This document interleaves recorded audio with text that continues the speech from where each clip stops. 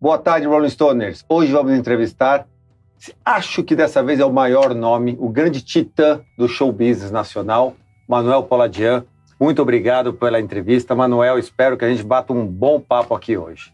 Eu estou muito feliz porque apoio totalmente as iniciativas da Rolling Stones e é uma oportunidade de trazer mais informações. Manuel, não é só mais informações, você foi o primeiro, vamos falar a verdade, você começou lá atrás mesmo. Conta um pouquinho desse começo, a gente quer saber assim, como era o Manuel em casa, como era o Manuel com o teu pai, porque era uma época assim onde a gente tem pouca informação dessa convivência. O que te contaminou quando você era adolescente ou jovem? Eu sou filho de refugiados, né?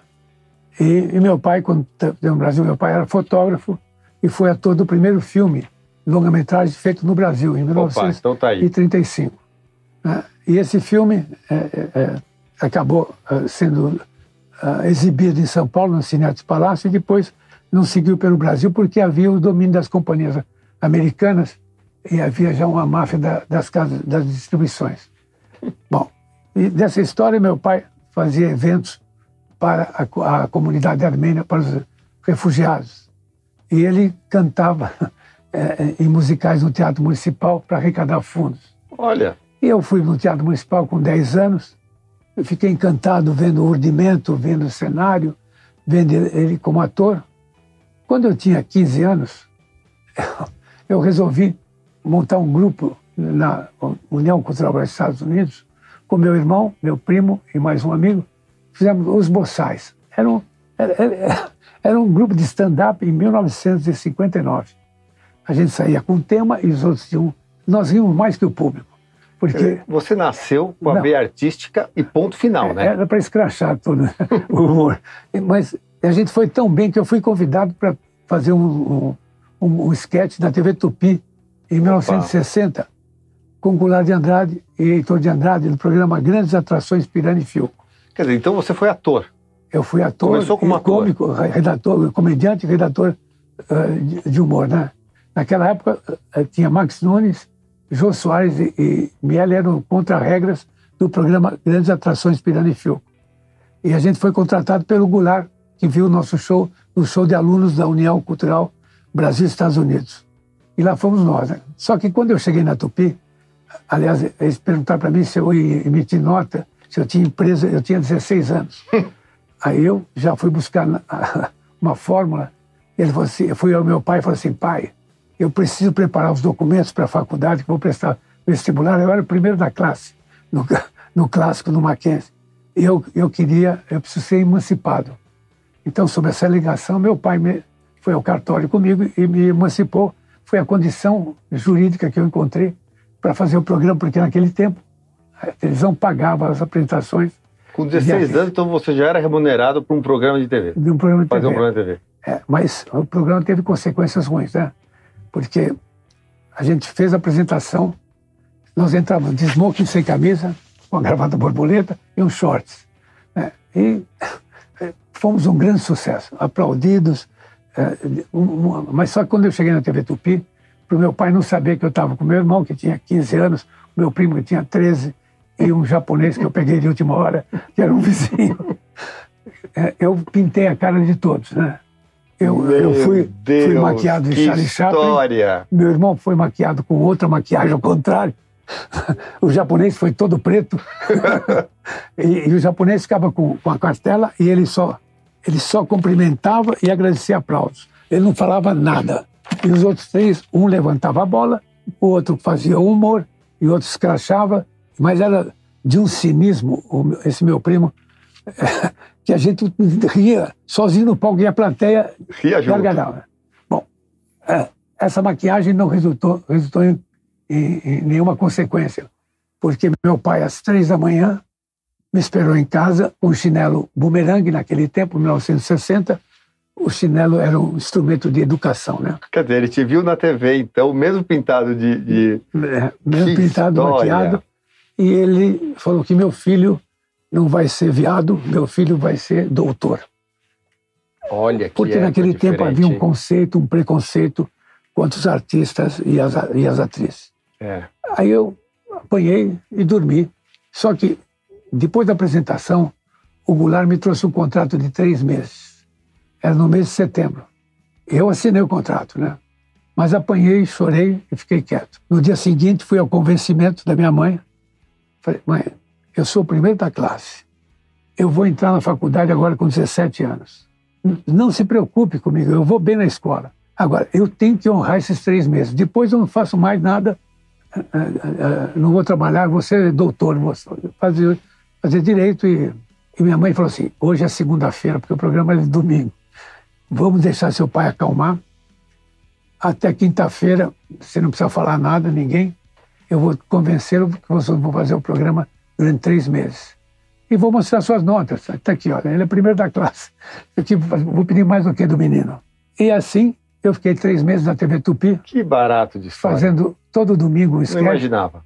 Não imaginava. Não imaginava. Tinha Max Nunes, chama Grandes Atrações Pirani e Fiocco. Todo domingo só tinha esse canal ao vivo. Quer dizer, então não teve erro. Que maravilha. Manuel, que história. Bom, e aí você estava com o pé então no showbiz, já estava entendendo o que era o mundo das câmeras. Eu fazia direção, eu fazia maquiagem, porque uma semana antes, para não chegar no programa ir mal, a gente foi fazer uma apresentação no circo, no Tatuapé. Eu morava no bairro do Belém. Olha. E aqui fizemos a apresentação no circo, treinando para o programa de televisão. Eu sempre fui meio perfeccionista, né? Queria que tudo desse certo. E artista, não só perfeccionista. Você teve uma cabeça disruptiva. Imagina a dificuldade nessa época para você. Olha o que você fez para se emancipar, para ir para a TV, para continuar com um trabalho artístico, numa época que era muito difícil. Em 1960, né? E eu era também do Partido Comunista.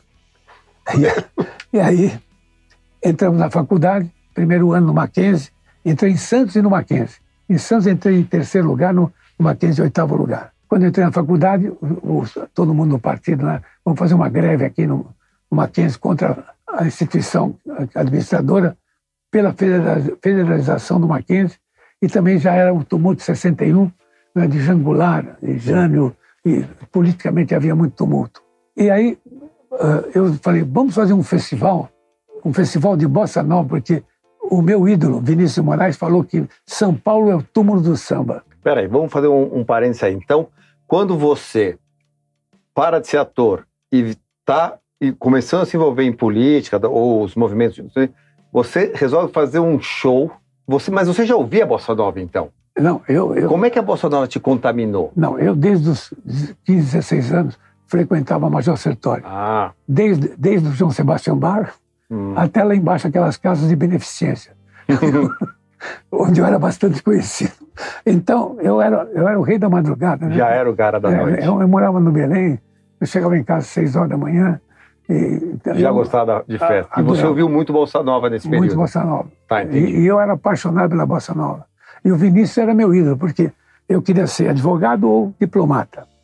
E o Vinícius foi diplomata, e quando ele falou, eu fiquei muito... Tanto que o primeiro convidado do meu festival foi Vinícius Zibadem. Eu fui para o Rio de Janeiro. Já largou com esses? Não, esse primeiro Festival da Balança, eu vou te contar o repertório, mas presta atenção. Eles não eram nada em representatividade artística. Na época, eles cantavam na madrugada, e o primeiro festival, quem apresentou foi Bibi Ferreira, Uau. Que estava no Teatro Cultura Artística, apresentando o programa da TV Manchete. Então, a Bibi Ferreira apresentou com o Hélio Ribeiro, que era meu colega de classe, sentava do meu lado e me ajudava a escrever os textos cômicos. Foi o diretor da Rádio Tupi. E, então, com esses conhecimentos e apoio do partido, eu fui para o Rio de Janeiro e, através da Silvinha Teles, eu trouxe para o Festival da Balança Baden, Vinícius, João Gilberto, trouxe Luiz Bonfá, Lúcio Alves, Dick Farney, Tamba Trio, Roberto Menescal, Oscar Castro Neves. Quer dizer, então, o seu primeiro show, o seu primeiro contato com o show business, você fez uma produção de um dos maiores shows da Bossa Nova, é isso? Foi o primeiro festival de Bossa Nova que levou 3.000 pessoas. E o seu primeiro show? Meu primeiro show. Então já começou? Eu era diretor, apresentador, organizador, né, e produtor como aluno da Faculdade de Direito Mackenzie. E era um show beneficente. Esse show teve, além desses artistas que vieram do Rio de Janeiro, teve Claudete Soares, Pedrinho Mata, Peri Ribeiro.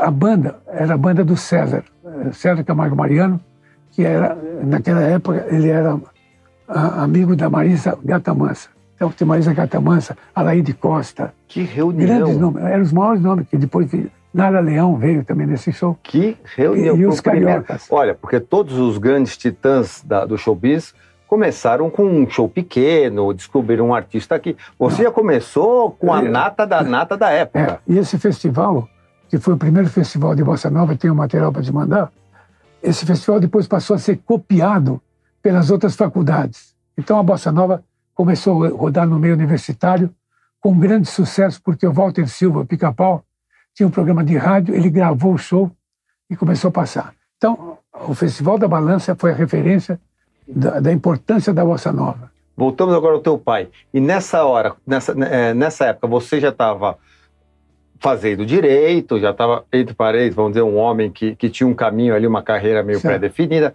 Como é que teu pai enxerga você fazendo um grande show em São Paulo? Ele teve um grande orgulho de o filho ter entrado na faculdade de Direito sem nada, diretamente do clássico para o Direito. Fez uma grande festa e aí ele entendia. E eu falei assim, eu estou no centro acadêmico fazendo um show para a faculdade. Então estava comigo em tudo e eu falei, pai, eu preciso fazer isso para poder ter meus amigos e crescer numa coisa. Então, eu estudava, trabalhava no escritório de advocacia estagiando e aí eu organizava o show porque eu não dormia, né? Então, à noite eu ia organizar o show. Sempre gostou da noite, então? Sempre. Adorava o show, amava a noite. À noite você acha a verdade, né? Então, eu nunca bebi e nunca me droguei. Quer dizer, eu naturalmente sou maluco. Então, eu não necessito desse incentivo, né? Mesmo porque eu amo o que eu faço, né? Então, na faculdade, eu trabalhei no escritório de advocacia, eu trabalhei um ano na advocacia criminal, civil, tributarista, trabalhista, fiz todos os ramos da advocacia, de estágio durante a faculdade, e família no final. Aí, desse festival, quando terminou o festival, eu virei o calouro mais famoso da faculdade. Imagina. Aí produziu, dirigiu. Eu chego na faculdade, está meu nome como candidato a segundo tesoureiro na chapa do Partido Comunista. Né? Tá. Aí eu, moleque, metido, falei, amigos, tira meu nome daí. Primeiro, eu não quero ser segundo tesoureiro, porque eu não gosto muito de mexer na parte de dinheiro.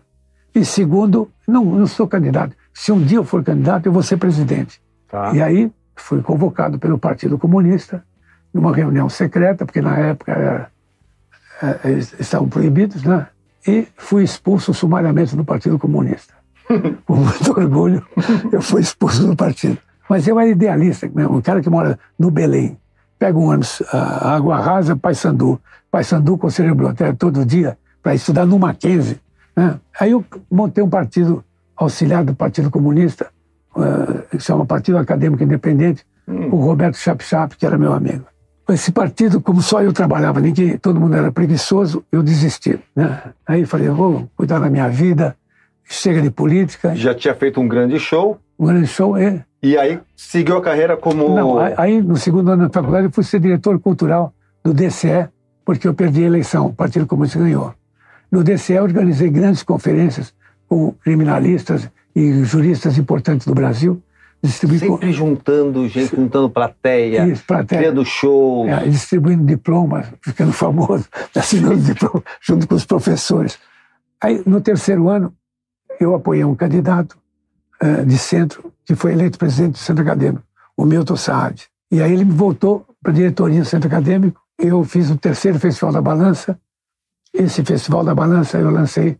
A maior parte dos meus artistas estavam já viajando para o exterior, porque... Os da Bossa Nova. Os da Bossa Nova já estavam começando a fazer sucesso no exterior. Aí eu lancei Jorge Ben. Conta um pouquinho. Como você me lança Jorge Ben? Você foi descobrir, alguém te ligou, falou? Você ia à noite investigar nas casas? Como é que era isso, não, foi assim, Manuel? Eu fiquei amigo, mas muito amigo, da Silvinha Telles. Tá. Ela arregimentava os artistas da Bossa Nova para mim e cantava no show. E quando eu fui para o Rio falar com ela, ela falou assim, olha, Tambatrio foi viajar, está fora, na Leão, vamos ter uma dificuldade, mas eu acho que ela ainda vem.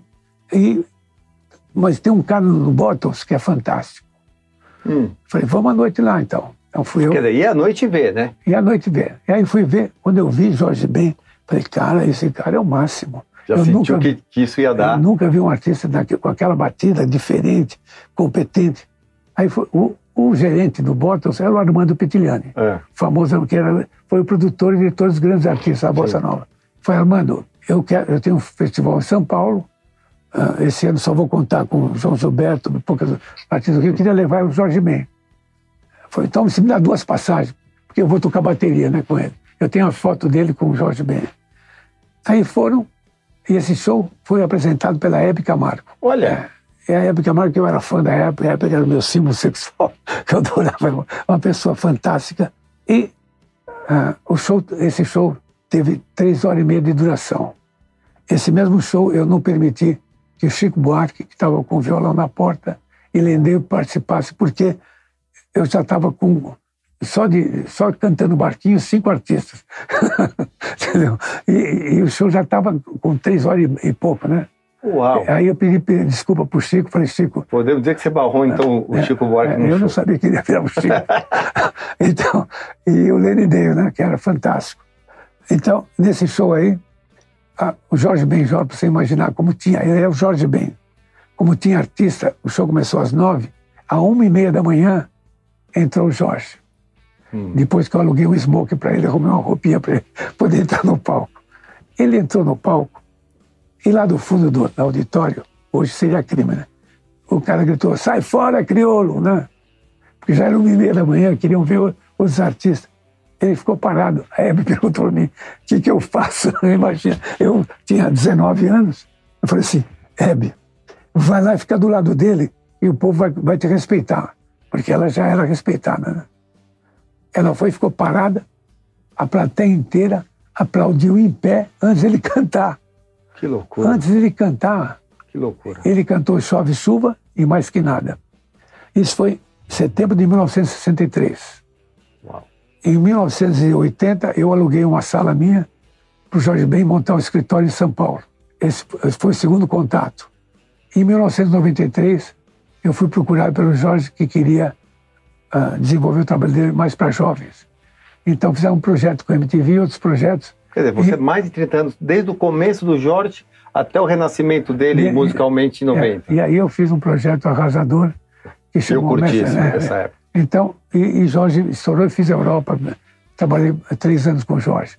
Mas o Festival da Balança foi me ensinando.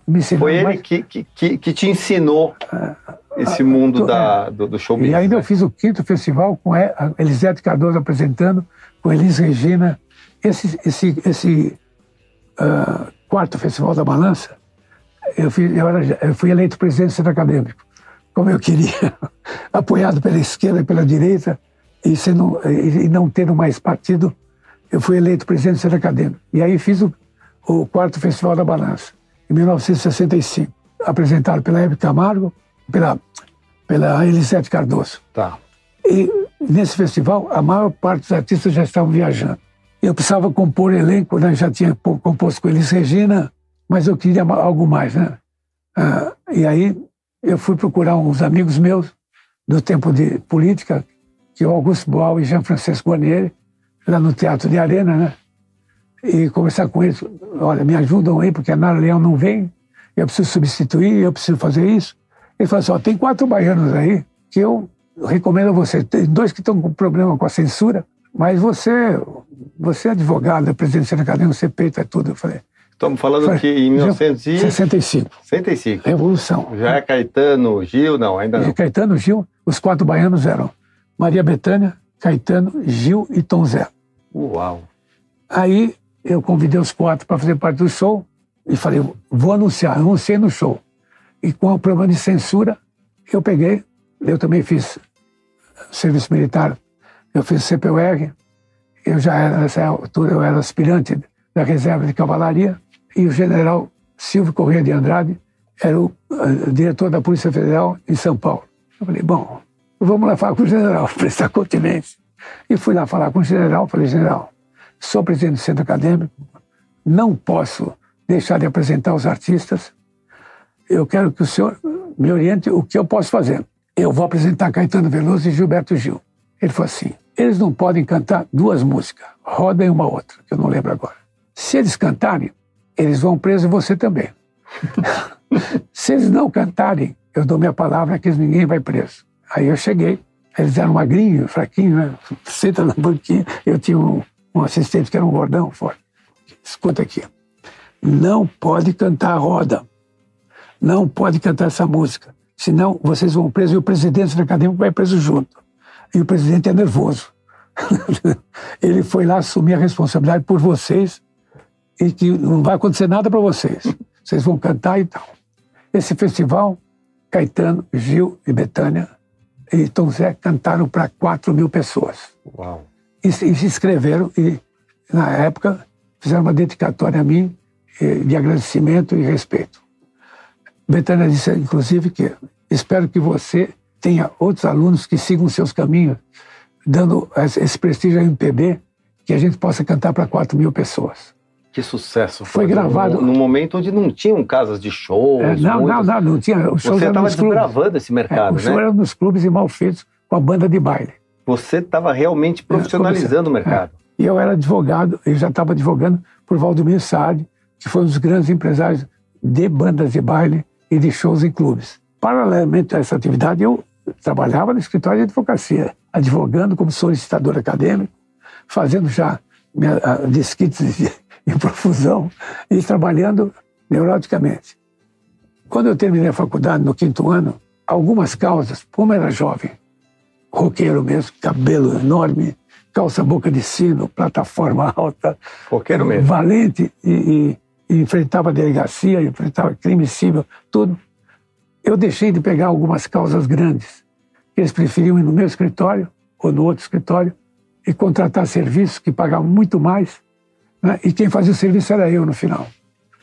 Aí eu falei, bom, eu ganhei um bom dinheirinho na advocacia e quando eu me formei em Direito, para você ver a importância para um refugiado, ver um filho advogado, um filho médico, um filho engenheiro, o meu pai fez uma festa na época no Buffet Torres para 1.000 pessoas. Opa. Meu filho é advogado. Né? É uma coisa até que me emociona, porque eu tinha prometido e estava honrando o compromisso. Ele continuava fazendo minhas festas e meus shows. Né? E aí falei, pai, eu não vou continuar aqui advogando para ganhar pouco. Eu tinha 23 anos.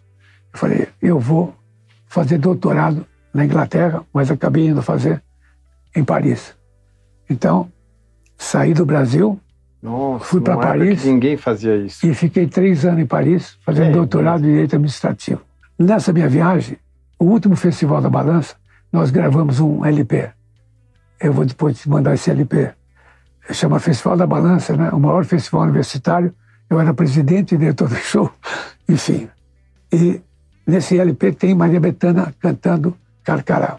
Eu levei esse LP, tem Gilberto Gil, tem os que podiam cantar pela RCA Victor. Quando eu fui para a Europa, levei uns 50 LPs desse aí comigo. E todo mundo que me fazia um favor, eu dava um LP de presente. E o meu dinheiro acabou rápido, acabei parando na cidade universitária, consegui bolsa de estudo. E um dos presentes que eu dei foi para uma sobrinha do Lebendiger, que era o dono da RGE Fermata aqui, era diretora da rádio, Europa número 1. E ela, para me agradar, tocava toda a tarde do programa da audiência, Bethânia cantando Carcará. E eu acabei ficando muito amigo dela, e numa festa que a gente foi, na casa do Richard Anthony, aí aconteceu o primeiro show internacional que eu contratei. Na festa, eu conheci o artista, e no dia seguinte, lendo um jornal de São Paulo, a Folha de São Paulo, eu vi que ele, na Parada de Sucesso, era o primeiro colocado no Brasil, cantando Concerto para Aranjuez, Mon Amour, e Tintin Salute Até. Aí peguei o telefone, liguei para o Valdomiro Saad. Valdomiro, você tem interesse no Richard Anthony? Porque eu sou empresário dele. Não era nada. Aí o Valdomiro assim, claro, ele é primeiro colocado, vamos fechar. Eu falei, então você calma que eu vou falar com ele quando você quer. No mês de julho, que eu vou fazer Campos Jordão, Então, calma que eu vou falar com ele. Aí a Marie France marcou uma reunião. E na reunião eu sempre entendi bem do negócio, né? Mas não era a minha especialidade. Numa reunião na casa dele, ele falou assim, ele queria sempre agradar a Marie France, que era a diretora do programa de rádio de maior audiência. Richard, eu queria levar você para o Brasil para fazer 7 shows que ele pediu, né? Ele queria saber qual vai ser o seu cachê. E de outro lado é o seguinte, em cima do seu cachê, ele falou assim, eu vou cobrar, 1968, vou cobrar $7.000 por show. Eu falei, então vamos colocar 9, porque eu quero 1.000 para mim, 1.000 para Marie France. Ele falou, tá bom. E outra coisa, eu quero que o seu advogado me faça o contrato, porque eu não sei como é que é esse negócio de show business. Agora, em pagamento ao meu serviço, eu vou para o Brasil com você, faço a temporada e fico produtor da turnê, né? Um road manager, né? E vou te ajudando. Então foi com ele que você aprendeu a fazer a turnê internacional. A turnê. E eu só falava em francês com as pessoas. Eu vim para o Brasil. Quer dizer, o francês foi muito importante para você também. Fundamental, né? Fundamental. Lá para contratar ele e aqui para falar que era empresário. Eu fiz 6 anos e 4 meses de francês na União Cultural, na Aliança Francesa, em Paris, né? Eu tinha 4 horas de manhã e 4 horas da tarde, e à noite pegava o dicionário francês. Quer dizer, você ralou pra caramba, né? Muito, muito. Bom, eu tinha uma bolsa de estudo e o dia que o dinheiro não saía, eu comia um sanduíche às 4 da tarde. Então, mas nada é fácil, né? Não, e você soube passar por isso de uma forma brilhante, curtindo, né? Porque... Você curtia tudo. Eu curtia, era um banho de civilização, eu era menino. Então, bom, eu assisti 81 vezes o show do Lido como guia. Tá vendo? 50 vezes eu fui em Berger. E eu vinha os turistas brasileiros e eu ia assistir os shows, eles pagavam a entrada, pagavam tudo, eu ia junto, traduzia e... Se virou lá. Me virei nos 30, né? Criei até uma marca de perfume lá, que é uma história longa. Aí você volta para o Brasil. Volto para o Brasil e vou advogar para os empresários internacionais, que eram argentinos. Então, como advogado de George Gutmann, ele trouxe Johnny Metz e eu acabei viajando com ele para os Estados Unidos. Antes passei 6 meses em Londres, fazendo outro curso de direito internacional. Então, aí eu já sabia fazer os contratos todos. Então, contratei Johnny Metz para o George Gutmann. E fizemos uma temporada no Brasil. E quem trazia artista de fora era eu que fazia a liberação de contrato, visto. E os contratos, nessa de ser advogado deles, teve um problema com o Johnny Metz, que não fez um dos shows.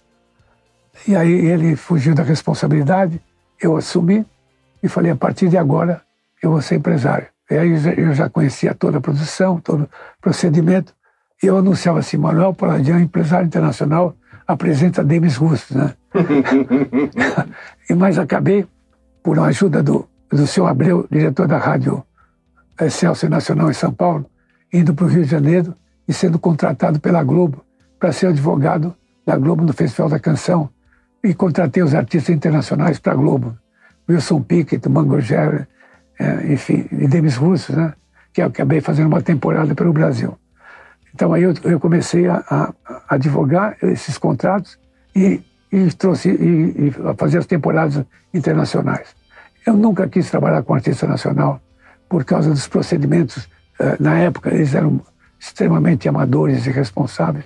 Hoje a maior parte ainda é, mas na verdade eu queria só ser empresário de artistas internacionais, porque você contratava por um período e terminava e ia embora. E aí comecei a fazer e acabei produzindo e dirigindo um show, chamou Uma Noite em Buenos Aires, onde eu vendi 1 milhão de ingressos. Uau. Faturei uma fortuna e a Tia Leia. Você trouxe Piazzolla?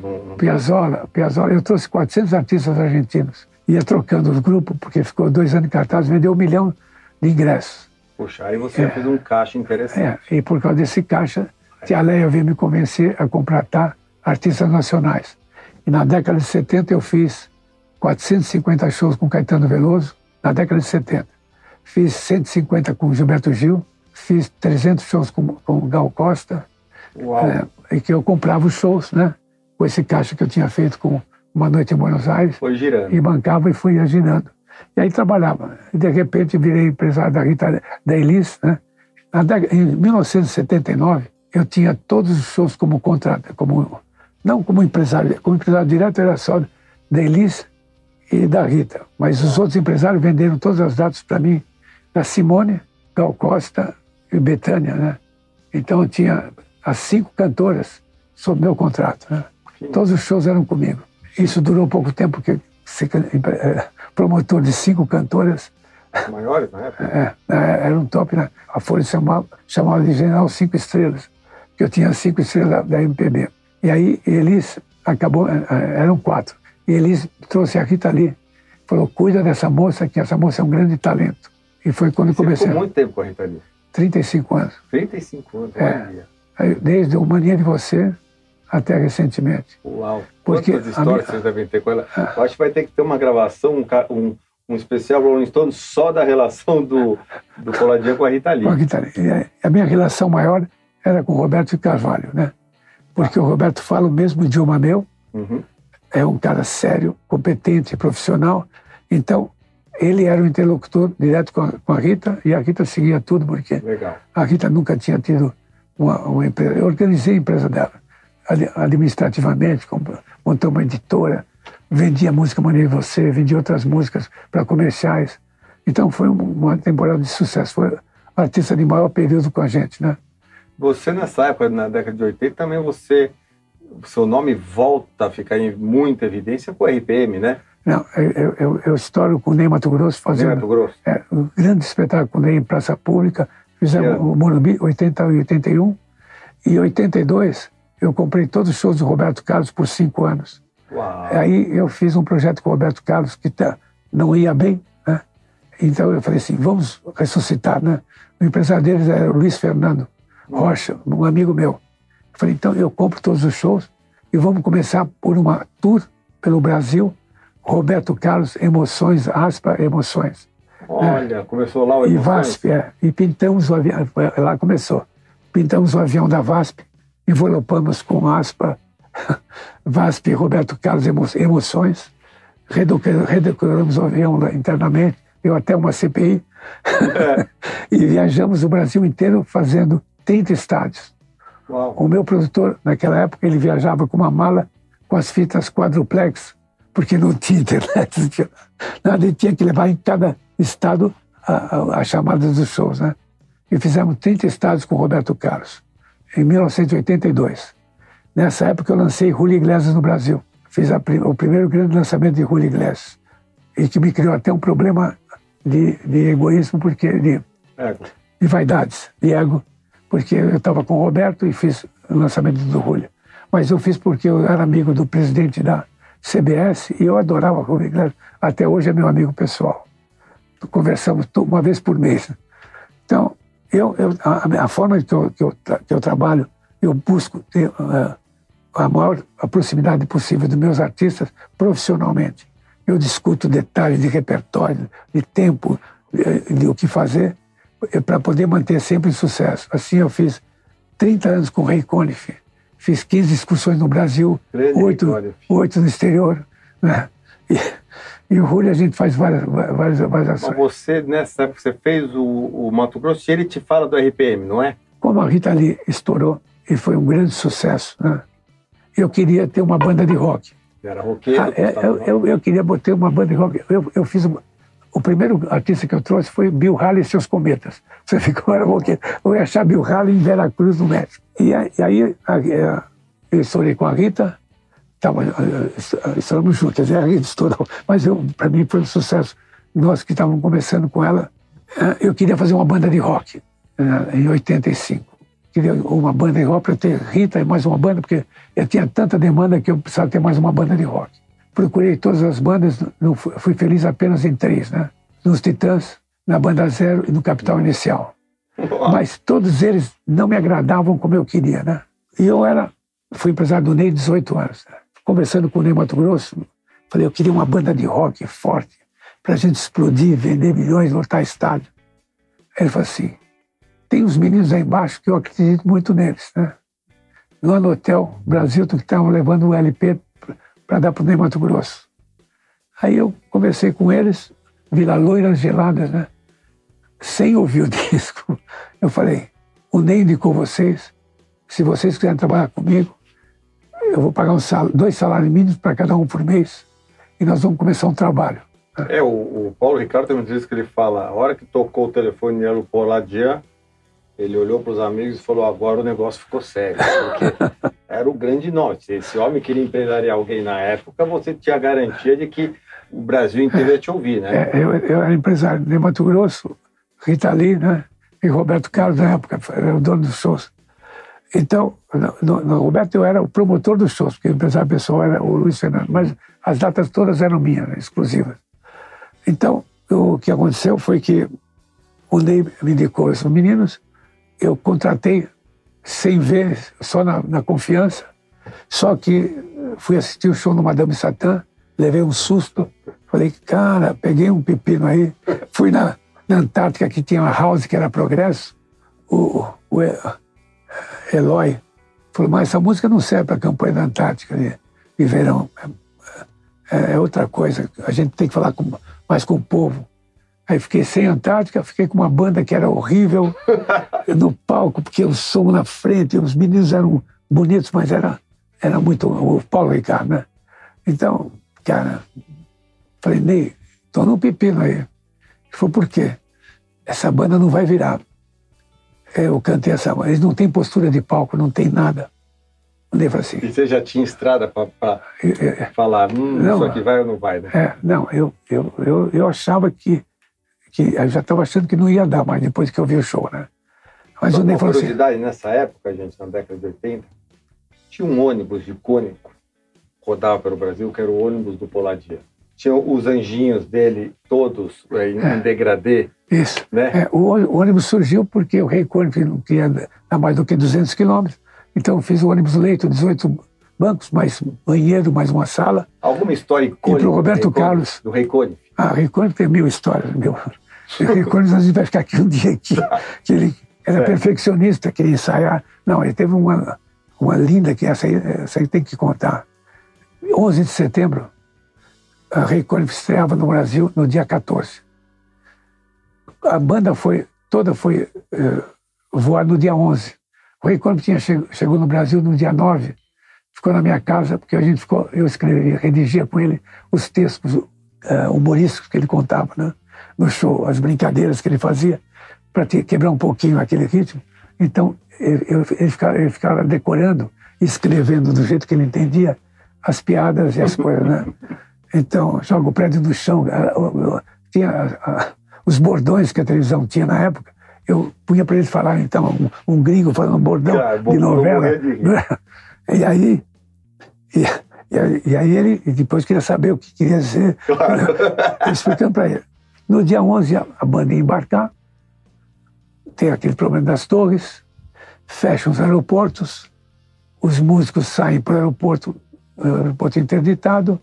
Ligo para o diretor da Varig lá, ele falou, não, aqui, aeroporto fechado, passagem não vale mais nada, então não tem jeito.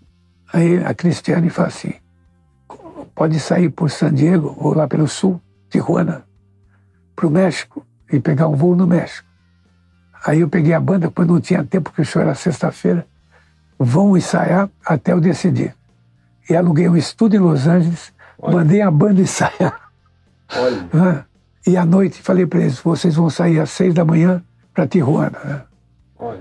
E 2 americanos falando, eu não saio do meu país, eu não sei pelo aeroporto do meu país. Então 2 músicos ficaram lá, o resto veio, passou por Tijuana, a fronteira fechou.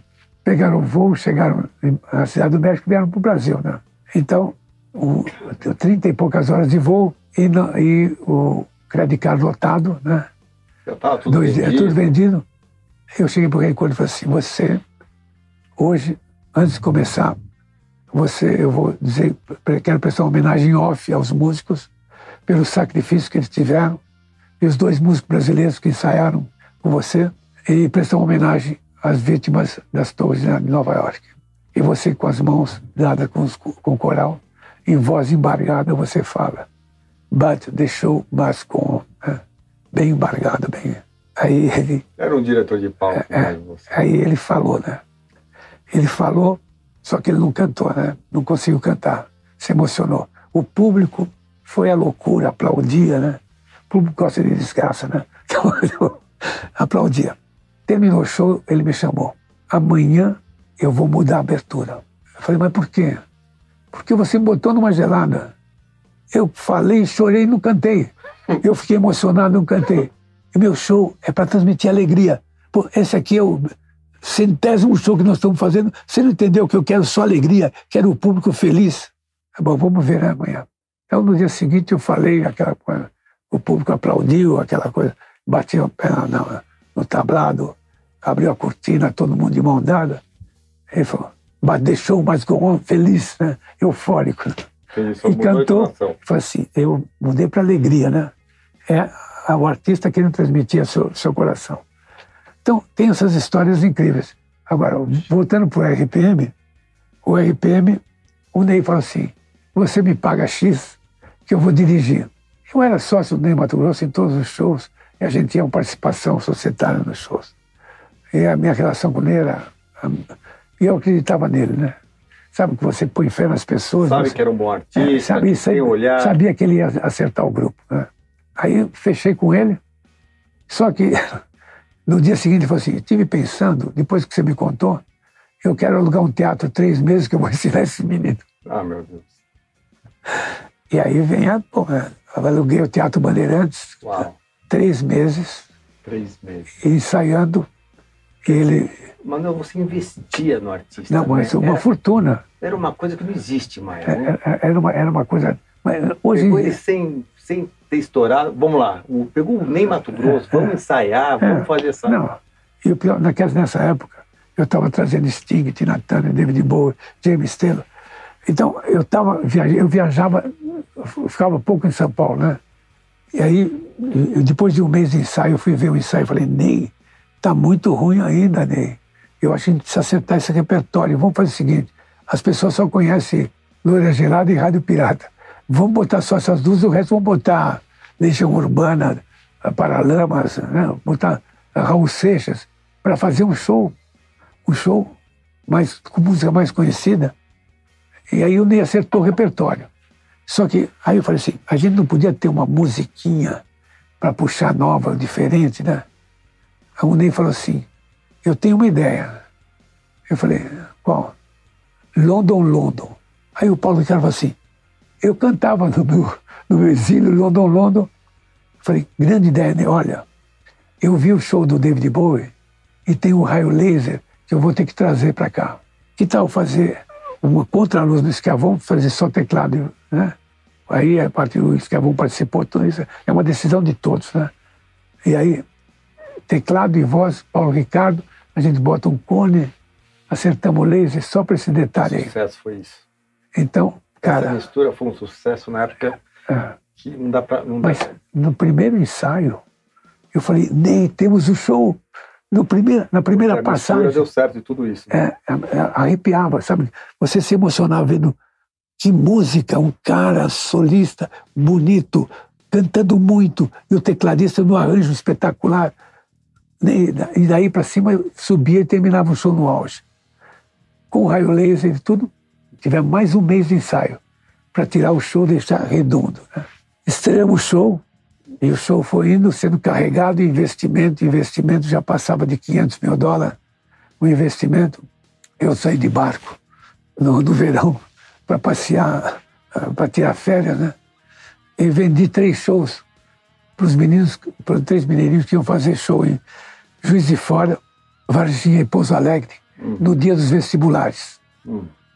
Acontece o seguinte, no mês de novembro, eu fiz um show do RPM em Porto Alegre, para 2.000 pessoas no ginásio que cabia 10 mil. Só que a Rádio Atlântica gravou o show e o som parecia que tinha uma multidão cantando London, London. E nessa gravação de 2 canais, eu entreguei para o Tutinha tocar na Jovem Pan. E da repercussão da Jovem Pan, o Brasil inteiro tocou London, London. Quando chegou em janeiro, na juventude, era o grande hit, London, London, gravado ao vivo em 2 canais, né, com RPM em Porto Alegre. Isso fez que todos os ingressos fossem vendidos. Então, 5 mil ingressos em cada lugar, num show que eu vendi por 15 mil reais, e os camaradas fizeram 100. A minha produção falou assim, quando chegar em São Paulo, Porque toda semana a gente fazia uma reunião na segunda-feira. O meu produtor falou assim, o doutor Manuel vai dar uma porrada na mesa, vai falar, Nilson, traz a agenda, né? Traz a agenda, que eu ia mudar a agenda, né? Quando eu dei a porrada, todo mundo começou a rir. Não, ele quer... Falei, a partir de agora, todo show bancado. E o RPM veio falar comigo, agora não dá pra gente ganhar mais 2 salários por mês, né? Falei, vocês esperam um pouco. Essa é a verdade. Vocês estão devendo $500 mil para a empresa, de investimento. Eu espero, no mês de fevereiro, fazer 28 shows, todos os dias, porque a banda está estourada. E se vocês se pagarem, no meio do mês, os shows de março, vocês vão passar a ganhar cachê. E o primeiro vai ser 10 mil por show, no mês seguinte foi 20, e chegou em outubro a 150 mil por show. Para quem ganhava 10 mil por mês, por um show por mês, né? Então, o RPM foi crescendo, a gravadora quis parar o show, não parei, gravei um ao vivo, que vendeu milhões, 8 milhões. Acho que foi o disco mais vendido da história. Da história. O RPM foi um fenômeno, fizemos estádio no Brasil inteiro, e termina como toda a banda de rock, né? Onde a loucura, onde a droga leva o fim da banda, né? Então, eles aí saíram no auge da por adiante, tentaram se autoempresariar, eram belíssimas pessoas, não tinha nada contra, mas eram influenciados por pessoas que não queriam o bem da banda, e a banda foi-se e acabou. Mas foi um fenômeno que nunca mais se repetiu. No Brasil, né? E você nessa época também traz Tina Turner, traz Sting, traz David Bowie. Loucura, né? Foi um dos mais lotados da história, do Sting, parece que tinham 180 mil pessoas, marca, né? O Sting tinha 190 mil pessoas. Meu Deus do céu. E Tina Turner, que está no Guinness Book, 188, mas o Guinness Book considerou só o show da Tina, né? Como cantora mulher solo. Mas Maracanã, porque na verdade nunca tinha havido um show de rock lá. Tinha tido Frank Sinatra e mais nada. E era cadeiras, né? E eu tinha informações erradas, né? Da lotação. Tudo foi meio... Sabe? O ingresso era um cartão, né? E a gente na tribuna de honra, né? Na tribuna de honra cabem 4 mil pessoas. E eu tinha patrocínio, né? Da Coca-Cola, enorme. Foi a primeira vez que a Coca-Cola investiu muito dinheiro no artista. A tribuna, eu dei 4 mil ingressos, cabia 1.500 pessoas. Aí chegou assim, na tribuna de honra, sabe, são os degraus, né? Aí chega lá em cima, aí tinha aquela parte reta, tinha 9 pessoas uma atrás da outra. Eu estava em São Paulo porque o equipamento tinha parado em Nova York, eu estava ainda coordenando a chegada no dia do show do Sting. Ela chegou de manhã, porque em Nova York tiraram, não cabia tudo no avião da Panam. Por isso que a Panam fechou, né? Então, não cabia, eu tive que coordenar até a asa que ia chegar, como iria desembarcar. Eu cheguei a ter um estresse muito grande. E aí o Nilson ligou para mim assim, aqui em cima não cabe mais ninguém.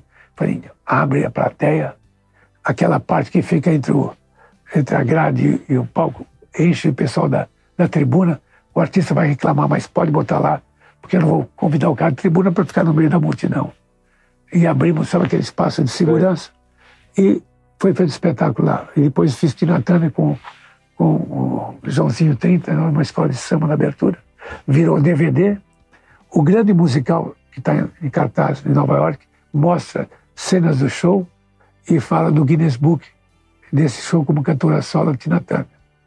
Então, foi Tina Turner foi uma obra para contratar. Foi, né? Tudo, antigamente era mais poético, mais romântico, né?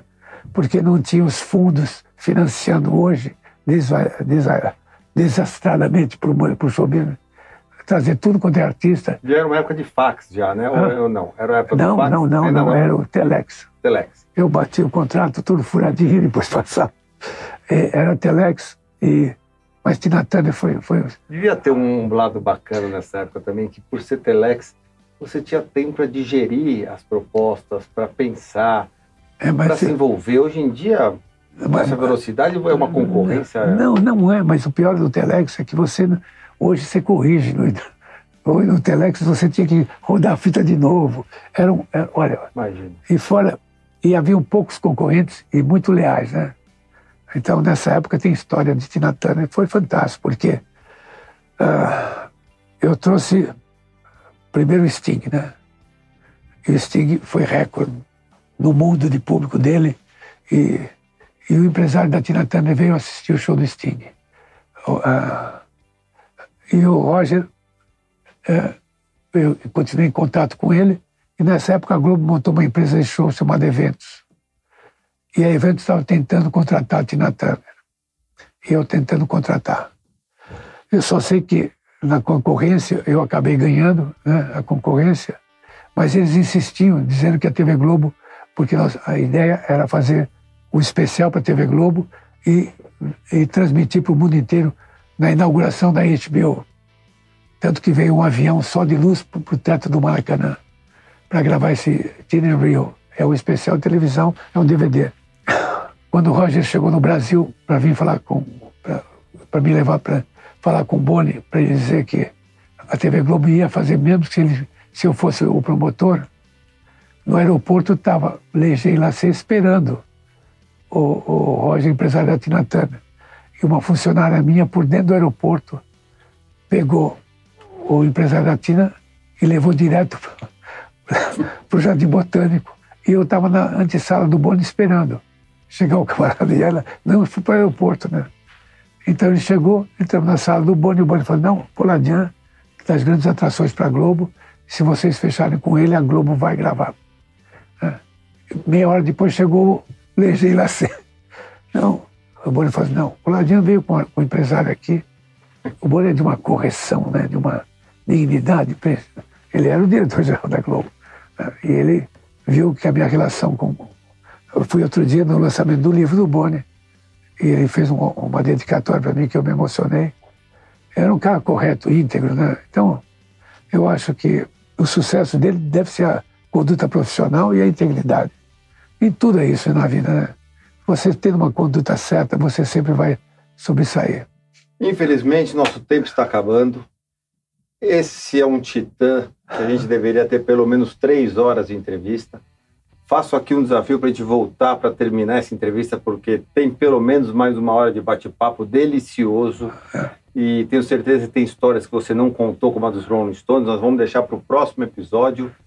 Manuel, muito obrigado por ter vindo. Muito obrigado por dividir o teu conhecimento e por ser um grande promotor da música no Brasil, né? Mas eu digo para você, eu faço isso de coração e vocação.